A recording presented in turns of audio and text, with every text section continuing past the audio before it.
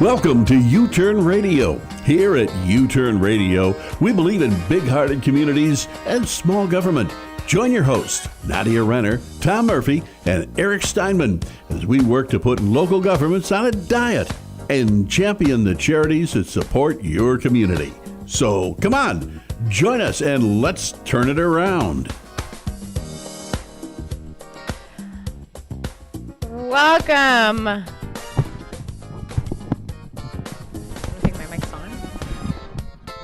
Welcome to youTurn Radio. We are live and direct. Yes, we are. I can't hear myself. Okay. Happy Thursday. Happy Valentine's Day. I hope you guys are driving safe and you guys have something planned for your Valentine. And if you don't, you better think quick because you're running out of time and you don't want, especially if you're a guy. I was just reading some fun facts for Valentine's Day, and it says that men about average spend $130 on Valentine's Day for their girlfriends, and girls usually spend about $70 on their boyfriend. I don't believe that. I think girls kind of spend a little bit more than $70, but I really do think guys probably get a gift or have to get a gift. Not have to, but they usually. You know what? The pressure is. I'm not gonna lie, you guys. If you have a girlfriend, a wife, just get her a gift. Let's play it safe. And my wife, poor girl, she's sick, so I only spent $40, and it really wasn't even for her. She Don't tell me it's medicine. That's terrible. No. It wasn't medicine. It was for something else in the house, but I got off for, it looks like 1/3 the price. Okay, well, that works. Hey, happy wife, happy life. We have Eric joining us via telephone. Hi, Eric. Hi, Nadia. Hi, Tom. You having a good Valentine's Day? You got your wife a gift? Oh, yeah. Actually, that. I'm sorry? I did. I just wasn't sure how I got her the gift. It showed up this morning, bunch of flowers, and I wasn't sure how it showed up. I know that I was behind it somehow. Well, I mean, if it comes out of your bank account, you bought it somehow, and she's happy, and that's all that matters. Yeah. Right. Something else that makes us happy here at youTurn Radio is if you call in 909-792-5222. That's 909-792-5222. You call in, we spin the wheel for charity, and you get to pick any charity working here in the Inland Empire, and we donate that money, and it could be from $100 to thousands of dollars that we will donate to your favorite charity here in the Inland Empire. Right, Tom? Yes, the beautiful Inland Empire. I'm really looking forward to this spring. There's been so much rain and moisture. It's going to be a wonderful spring. Yeah, like we said last week, mountains are looking beautiful. Really nice out here in the Inland Empire, except for today that it's raining. However, speaking of last week, we talked about the issues here in San Bernardino County, and we proposed an approach to Save San Bernardino County. Today, we're going to learn how to get involved. We're going to go over what we covered and also more ideas of how to save the Inland Empire for San Bernardino County and how to get involved. Right. Yeah, that's the plan for the show today. We're going to do a little bit of a review, and the name of our idea is Save San Bernardino County. So we're going to talk a little bit of review to explain why we think it needs to be saved, and then an idea that we have to try to push things along and U-turn it around. Right. So let's get started and let's talk about it. So last week we were talking about the increasing size of the bureaucracy at the county. And we went over 4 of your main points with the B, with the letter B, right? We had 4 Bs. And the question we posed was, does the county need to be saved? And so we came up with 4 Bs. We had bloat, bankrupt, bling, and blight. And just real quickly, bloat is just a way to describe how the size of county government has increased in the past 10 years. Budget's increased a bunch.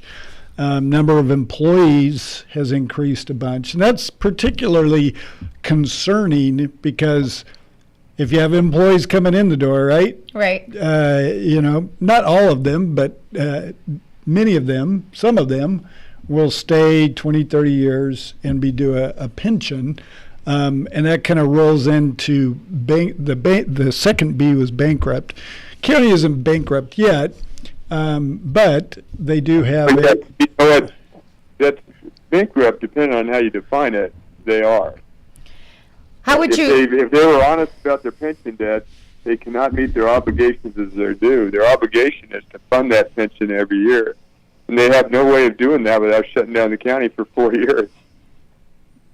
Okay. So in your opinion, Eric, you would say that we are already bankrupt? The county is definitely bankrupt and lying about it by any traditional measure of it, and it's just pushing the fact of that down the road that's happening right now. Well, we will say for our listeners, they're not in bankruptcy court like right. San Bernardino City was, but to Eric's point, the pension system, and like I said, employees feed into the pension system, and the number of employees is increasing, so the amount required by the pension system is obviously increasing, but they just aren't hitting the returns that they project. They project 7 to 8% return. But let's not minimize it, Tom, because let's talk about what bankruptcy is and insolvency is. Normally, you end up in bankruptcy court by being insolvent, and insolvency is described as not being able to meet your obligations as they become due. So the obligation is to fully fund their pension plan. And so if they promise somebody that they're going to get a benefit in the future, they have to put aside the money today to pay them that benefit in the future. And what's happened is they haven't put aside enough money, and in order to not appear to be insolvent, they lie about the return that they will get on the money that they have put away, to the extent that they've never earned half of the return that they project that they will earn in the future. And so if anyone looks at them from a reasonableness standpoint, the county is bankrupt. In order to meet their obligations as they became due, in order to fully fund every year the amount that they need to put into that pension fund so that those people are paid, for what they promised them in the time period they promised it to them, and not putting that debt onto a future generation, they would need to actually shut the government of the county down by reasonable estimate, by no means aggressive or conservative, just a reasonable estimate, 3 to 4% earnings. If they were to do that, they would have to shut the county down for 3.5 years, do nothing, take all the money that they take in from all the different things the county does, and use it just to pay down this pension deficit. Yeah, to plus up the fund, and where that's really gonna, I guess, where that's really gonna become apparent is during the next downturn. We had the 2008 downturn, and then it kind of rolled into, if you will, kind of good times in terms of the stock market. But the 2008 downturn really put a hit in pension plans really across the state, and like Eric said, they're not meeting their obligations now, and when we hit another slide in the stock market, that's just going to expose their really every public pension system across the state. So let's talk about that quickly, because when they put the money aside to fund a pension plan, it used to be that they would put that money in debt, high quality corporate debt. They would put it in government securities, stuff like that. They would earn a fixed rate of interest, and you could actually project with reasonable certainty what you were going to earn on that going forward. But because they, if they did do that and they reported honestly and they put it into safe securities, those only pay about 2% right now, where you don't have a lot of risk. And they would owe $30 billion or something at that rate. So they have to increasingly put their investments into stock and into risky and riskier investments so that they can claim that they will earn a higher return in the future, even though they haven't ever earned that type of return with their stock investments in the past. They will claim that they're doing it, and they're putting more and more money into stocks. So that's why in 2007 there was a great loss to the pension plan, because it was heavily invested in stock. And it's only more so now, because if you put it into just safe money in the bank type stuff, they're going to have to project a 2% return, and that would leave them $30 billion shy, where if they can claim that they're putting it into stock and say that they're going to earn 7 to 8% returns, which they never have done, then they can say that they're only $2 billion in the hole. Right. So let's just share numbers that we shared last week too. For example, a budget increase since 2010 has been $2.3 billion. That's the numbers we shared last week, which is what, 50%, 54% above. Although that's the, I want to make sure we're not mixing things. That's the county budget. The topic that Eric's addressing is the pension debt. Yeah, which, just so our listeners understand, that technically the pension fund in San Bernardino is a different entity than the county. There's a lot of inner cross-pollination, I get you saying. I think one of the supervisors sits on the board of the pension fund, and they're... Tom, the pension fund is funded by the county out of their annual budget. All the money that goes into the pension fund comes from the county's annual budget, which has increased $2.3 billion annually every year since 2010. Correct. Most people are going to look at where the county is since 2010 and say, hey, it's not like they're doing a whole lot more for me or for anybody I know. And they, in fact, are doing a lot more to me and people I know. The area, fines have gone up. The cost to park your car at the airport's gone up. The cost for tickets has gone up. And there's going around starting to put fees on people's property to cover stuff as well. So they certainly ran the county for 54% less, or $2.3 billion less than 2010, and they could run it for that now, and they could use that money that is coming in the door now, $2.3 billion, through their various means to pay down this debt to their pension fund instead of spending it, showing nothing for it, and then lying about what they owe into the pension fund, which is what they do at current time. One of the employees increased 19.8%. That's what is going to increase the future expenditures out of that pension fund substantially, as you previously mentioned. Yeah. So that's kind of the bloat, and then the bankrupt that we kind of talked about, and then the fourth B, and there's a little bit of an overlap with the pension issue, is bling. And that's just two things, if you will. Bling is kind of flashy, cool-looking stuff. Right? Right. Stuff that I like. If you compare... you were looking for a B. We got it. Yeah, exactly. If you compare salaries in the private sector with salaries in the government sector, government sector used to look like, okay, you don't get paid so much, but you got a retirement down the road. It's swapped around. Government salaries are high, and their pensions are also very high. On average, the 30-year retiree from the county right now is raking in.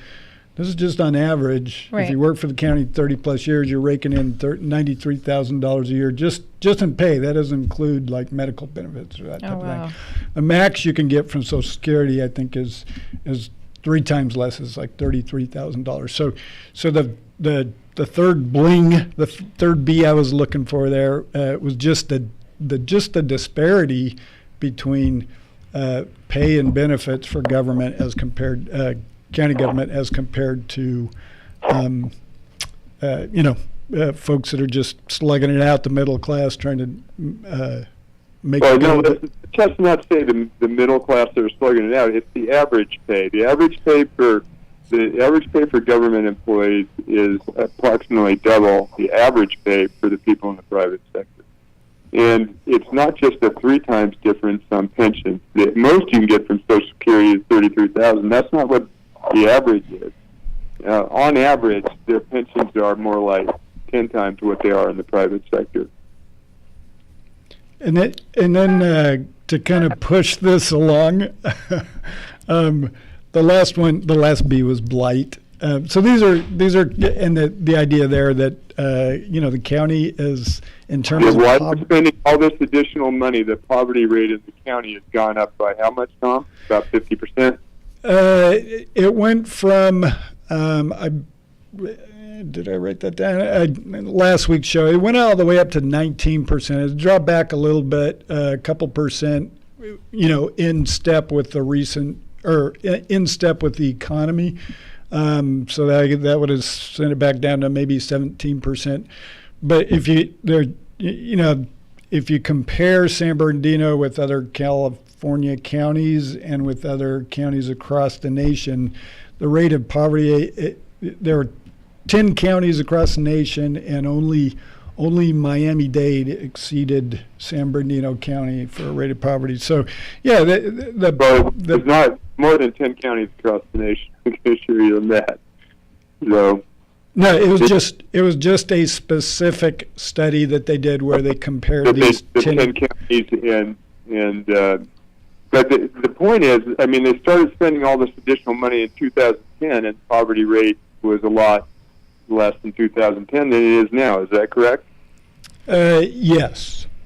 And even though that the wealth of the county and the value of all the property in the county has increased substantially over that period, and their budget has increased by 54%, the poverty rate is substantially increased. So the gap between, the haves and the have-not in this county is certainly increasing, and the county employees are certainly well on the side of the haves, I would have to say.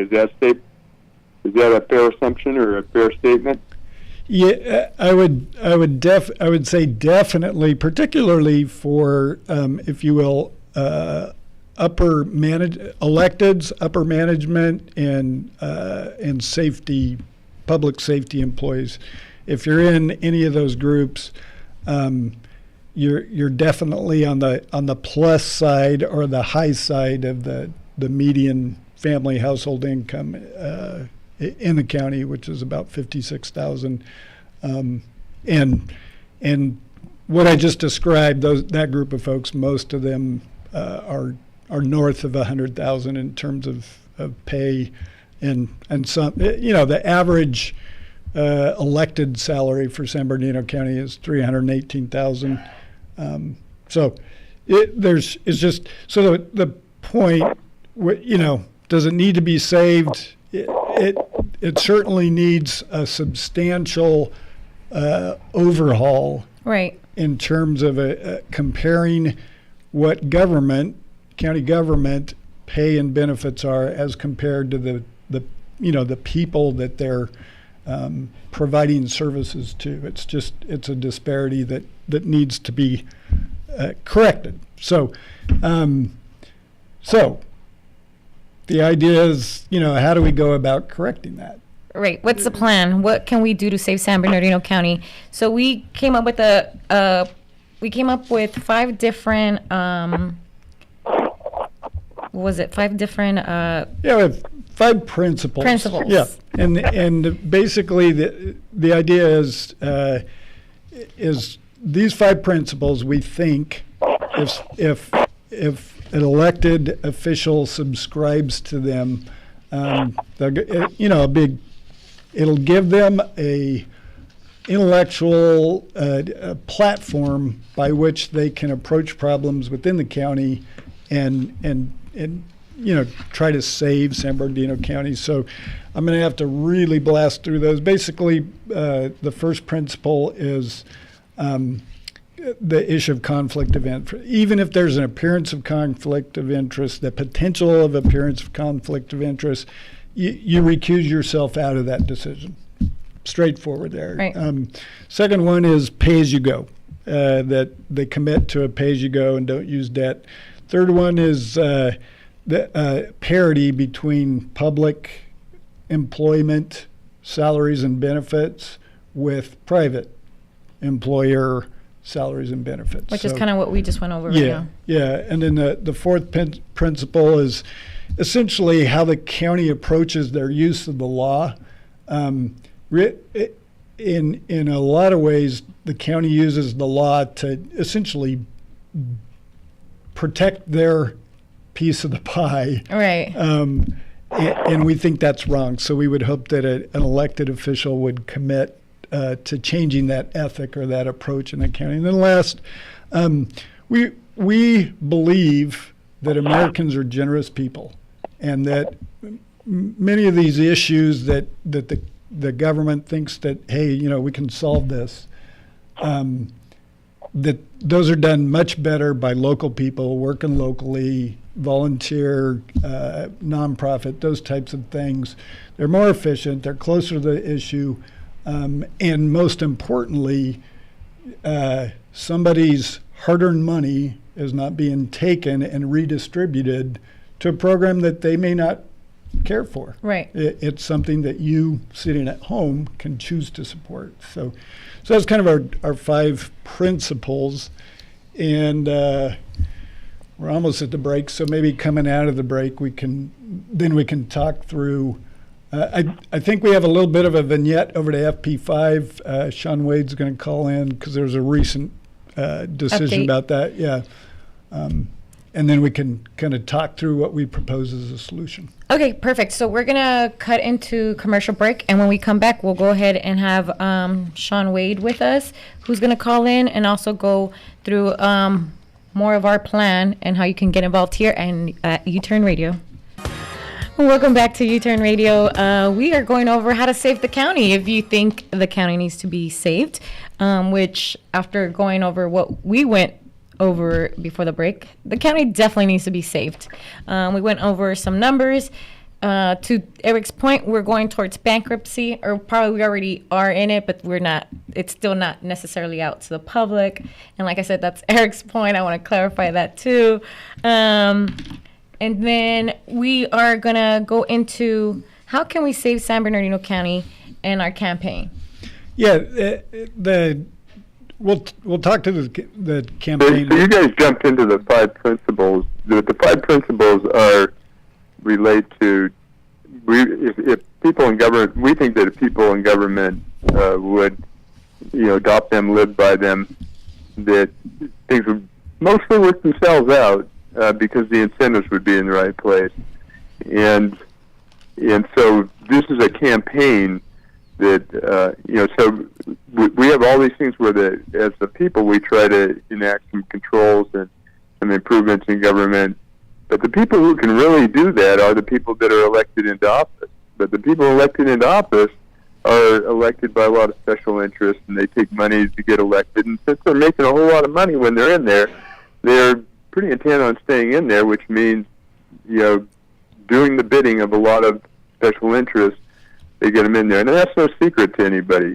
But we would like to change that and change the resulting profile of who gets into office, and we're putting a big effort forth to do that in just one district that's coming up, because in the ensuing time period, you're going to have a couple of elected supervisors in the county who are short-time in it, if you will. They're termed out after the end of their term. So I think they'll be much more likely to do some things that aren't looking forward to their reelection, but looking for what's best for the county. So if we can get even one supervisor that's in there with the right interests to work with them, I think there's a real opportunity in the next years after the 2020 election to make significant improvement.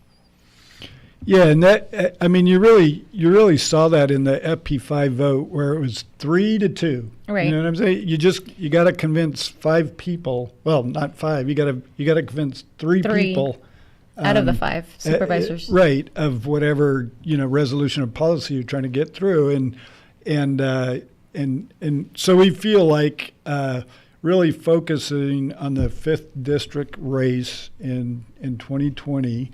And trying to find a candidate that is not politics as usual, and like Eric said, the way that we kind of want to go about that is non-traditional. Usually, you get the government or you get the Democrat candidate, you get the Republican candidate, and then you have a couple other smaller parties and.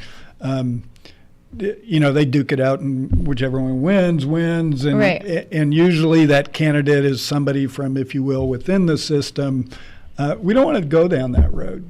We want to do it a little different. People that can attract money, and they attract the money from special interests, and they attract it by having a name and showing that they've been able to deliver the goods for these special interests in the past. So it really gets down to providing a source of money for somebody else where they don't have to go kowtow to the special interest. And we saw that happen over in Riverside County in the last election with Jeff Hewitt, where he certainly got his money from people who just wanted, for the most part, to just see better government happen. And he was able to defeat an opponent who had much more money provided to him by the traditional special interest. So we'd like to see that happen in San Bernardino County, and we're looking to put a big effort into that. Absolutely. So we're going to go actually to the phone and go with Sean Wade, because he has an update, which is the attorney that represents Brennan Group, and he has an update on FP5, which we've covered. We have, I believe it's like 4 different shows, maybe 5. You can go to youturnradio.com and listen to those shows on FP5, and this will be a quick update on what's going on. Hi, Sean. Hello. Can you guys hear me? Yep. Eric, can you hear Sean? Oh, absolutely. Okay, perfect.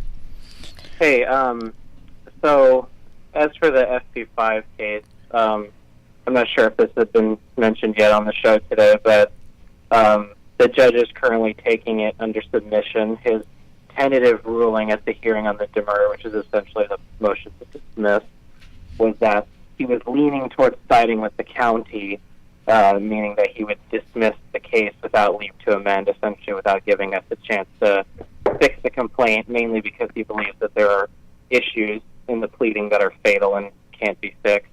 But as we saw with the San Antonio Heights case, which the judge took it under submission for about 2 months, he ended up reversing his tentative ruling, so that's always possible here as well.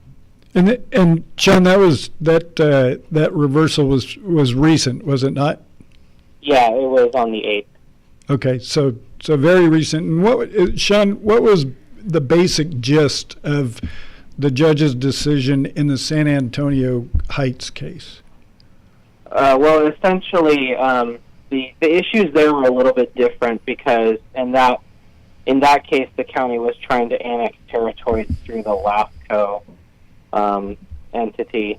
But essentially what the judge said was, the judge said that if the annexation is not legitimate, then the imposition of taxation through that annexation is not legitimate. So essentially the annexation has to be legitimate, otherwise everything else fails. And the judge said that after closer inspection of the arguments and the material submitted, he believed that the annexation was not legitimate. So therefore the tax can't be, and it can't go forward. It's a little bit different than FP5's case, just because FP5, they're trying to annex the territory a little bit differently. Okay, so that would be, if you will, good news for the folks in San Antonio Heights that brought this suit and fought it. They get a win out of it. But what I hear you saying, Sean, is that the judge's decision in this San Antonio Heights case doesn't really affect or doesn't play into the FP5 expansion that covered the entire county. Is that accurate? Yeah, it's the FP5 effort was essentially, it seemed like the county realized that they made a fatal mistake in how they annexed territory in the San Antonio Heights case, which is why they essentially tried to kind of make up for their mistakes by using the Fire Protection District instead of the Local Area Formation Commission, or LAFCO for short, which is why in the FP5 notice that they sent out to landowners, they have some kind of disclaimer that essentially says they're dealing with litigation, and that's why they're trying to bring the San Antonio Heights people into the FP5 annexation as well, because I think they foresaw that they would probably lose like they did. So the FP5 is kind of a different method to achieve the same or similar results.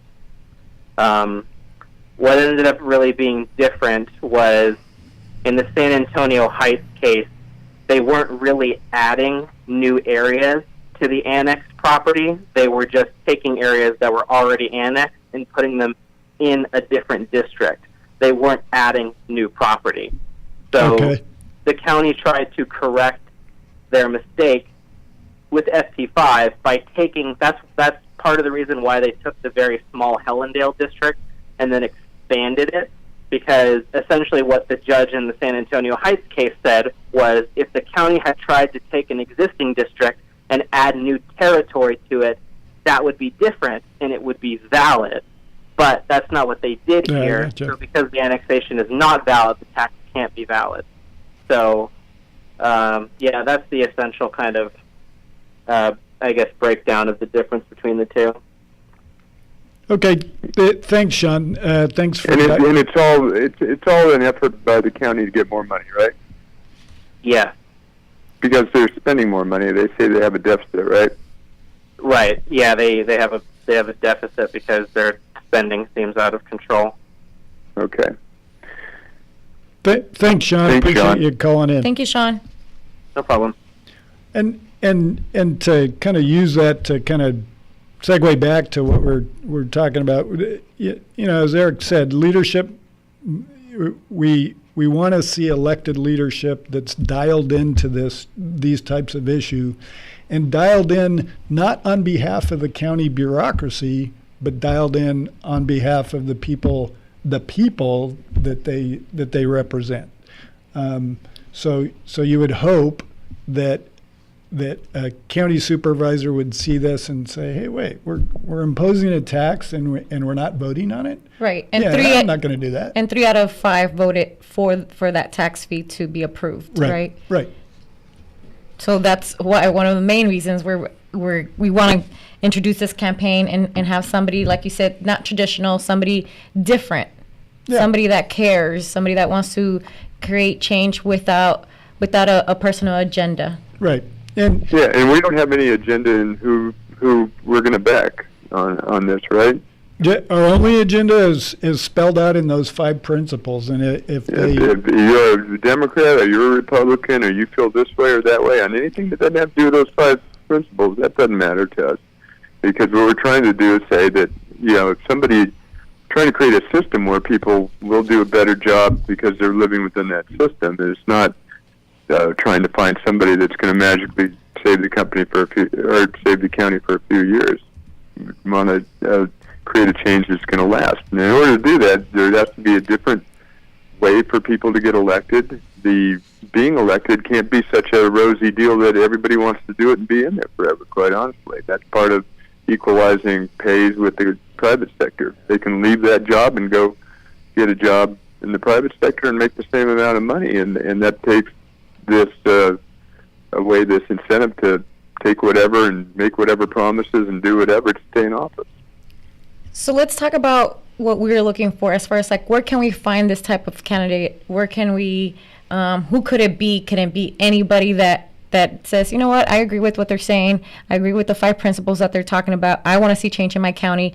Where do we find these people? And where do you think, Tom, Eric, what would be the right person? Is it anybody? Is it a teacher? Is it who is it? Or can it be anybody? it can be anybody. They just have to realize what they can do well and what they can't do well, like really like any good leader. And when they can't do well, they need to reach out to people. There's a lot of people in the county that are very willing to help solve the county's problems, but it's not in the interest of the county to get those people involved. They would rather hire people and consultants and that type of thing. So, anyone can make a big change in the county by making well-intended decisions and going to reach out to people that have a background on whatever the problem is when a problem comes up that they don't have a real big background on. So it's not limited. It's somebody with a good heart and a common level head that realizes that what they can do, what they can't do, and reaches out for help when they can't do it to the right people.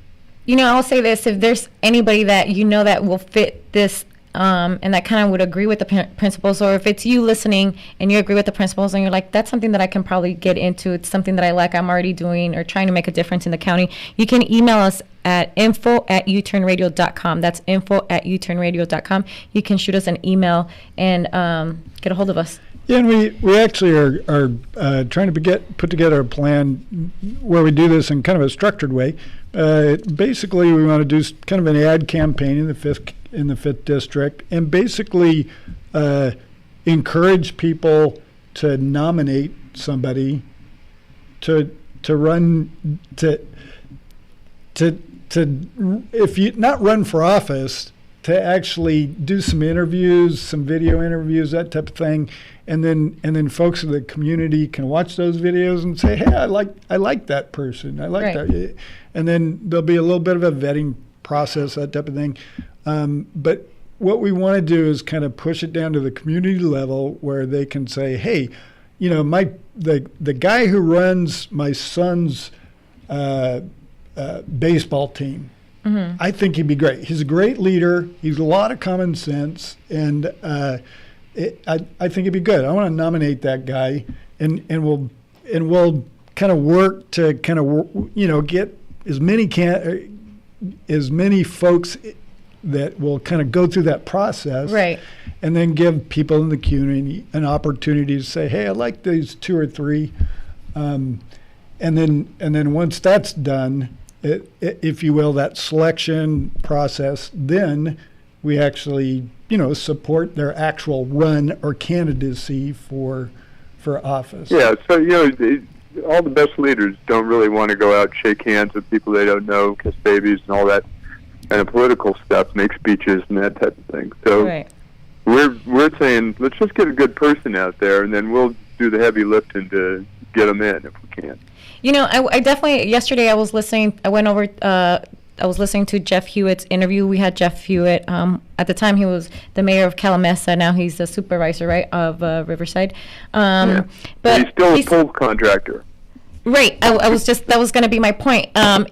Before he got involved, he was a pool contractor. Like in his interview, he said, I used to dig holes to make pools. So, I mean, it really could be anybody. I think when we hear stories like that, it seems a little easier to say, okay, I can go for that, because I think that too, when we talk about supervisors, and at least from my understanding growing up, it was always like, oh, it's somebody that has to already be a part of. Usually it's somebody that will elect somebody that's already within. Like, it always seems to come within. I've never heard of a story that, it was just a regular guy who had a 9-to-5 job and got elected to be part of. So I think Jeff Hewitt, and after listening to his interview yesterday, was a great example of, he was a pool contractor, and then he went to be the mayor in Calamasa, and now he's a board of supervisors over in Riverside. So it really could be anybody. Yeah, and it isn't because he fell on his face as the mayor of Calamasa. He did some great work for that city. He stepped into it with the fire department trying to raise all the requirements, which would have created a $700,000 loss in their budget that they couldn't afford, and he found a different way. He went and put his own fire department in, and now they have twice as many people on every fire engine. All their fire engines are new, and they're doing it for under the budget that they had before. So that's why he got in, and he didn't have that political background going in, so that's a good example. Right. So that was one of our examples that we used, as far as like us trying to find somebody. Also, another example, and part of the principles, just to kind of join those together, was pay as you go, because it's kind of one of the principles that we talk about, trying to welcome a new supervisor. In this example, it's something that we saw when we also interviewed Mr. John Worm from Lake Arrowhead. He's the president of the Lake Arrowhead CSD, and he talked about pay as you go, and that's what they're doing, and it's working for them. As a matter of fact, we have an audio of that interview where he talks about pay as you go and why it works for Lake Arrowhead. So let's play that real quick. Well, before I came on the board, we would have meetings with between dozens or even up to 100 of the community residents who were unhappy with the board, the direction of the board. They were unhappy with the spending. They were unhappy with the fees and taxes that were being charged. And as the board gradually got new members, we saw that our community was unhappy. We, with the help of Catherine, who's been our general manager for how many years? 2 years. 2 years now, we became much more responsive to our ratepayers. We've adopted a much more fiscally responsible method and policy and philosophy of governing our district. We now operate on what I call a pay-as-you-go philosophy. Much of our infrastructure is located underground. We have water pipes and wastewater pipes. And if there's no problems, you don't see it. If there's a problem, you see it. But it can tend to be out of sight, out of mind. Right. And so in the past, for whatever reason, I think the board deferred much of the maintenance, not doing ongoing continual maintenance, perhaps in an effort to keep the rates low, which made people happy. But then when there was problems, all of a sudden the ratepayers are going to be hit with a huge increase, and which of course made them unhappy because they really didn't understand why rates had been so low, and now they're taking a big jump. As the board changed and we adopted what I call a pay-as-you-go. So now we are on a maintenance program and rehabilitation program where we are continually replacing old, antiquated pipe and infrastructure every year. That's what we do now. Okay. And we do it continually, and we're on a program where probably when we finish that, we're going to start all over again. It's like the Golden Gate Bridge. They paint at one end, and they finish, and then they start it all over again. So that's what the philosophy we've adopted. We have also taken great pains to eliminate our debt or reduce our debt. And we are on the way. And we're making a lot of progress to eliminating our debt. So I don't know, it may be quite a number of years, but I think in the near future, or not so distant future, we will eliminate our debt, which means we'll be debt-free, which I think is going to be Unusual. rare or unusual for a government entity, especially in California. So that is our goal, so that if something really bad happens, an earthquake, a bad fire, something of that nature, we'll be in a much better position to finance it if we had to borrow it in an emergency. Right. But also it will keep our rates low because we won't be making interest payments. So that I wanted to share that example because there's a few things there that we got. There had to be a board change for them to make these changes happen, which I think it's fair because people were unhappy. And I think that's where we're at this point. But also it's something, like he said, it's something to do that is responsible. Because if not, we're leaving debt to our, like we said last week, our unborn kids or children, and pay Not us. just the unborn, those who can't vote yet, and and people that can vote that don't have a big enough voice. It's just that are younger, in favor of older people, basically. But even the older people are going to be around for a while, and these debt chickens are going to come home to roost a lot quicker than people think. Yeah, and that John Worm, the gentleman that we interviewed, is a great example of maybe the type that we're looking for. It's not because of guy or anything like that. It's just he seemed like a down-to-earth person. He really did, yeah. He was smart enough as a leader to kind of depend on the staff, but he was also smart enough, the board in general up there was smart enough to say, okay, here are our general principle. Pay as you go, let's get out of debt. And they're doing great. And so we'd be looking for somebody in the 5th district that would basically approach it the same way. It's not hard, it's not rocket science, just these basic principles. Let's stick to them and let's execute on responsible approach to government rather than, hey, we can solve everything as long as we have enough money. Right. Yeah, but to be clear, if there's somebody that is willing to adopt what we think is 5 common sense principles, and they're as far away from John as you can get, and the group of people, including the people who throw their hat in the ring and throw other people's hat in the ring, all collectively decide, and all the people we put that out to on the internet decide that would be a good candidate, we're going to back them, and we're not going to make the choice on that, right? Oh, I mean, if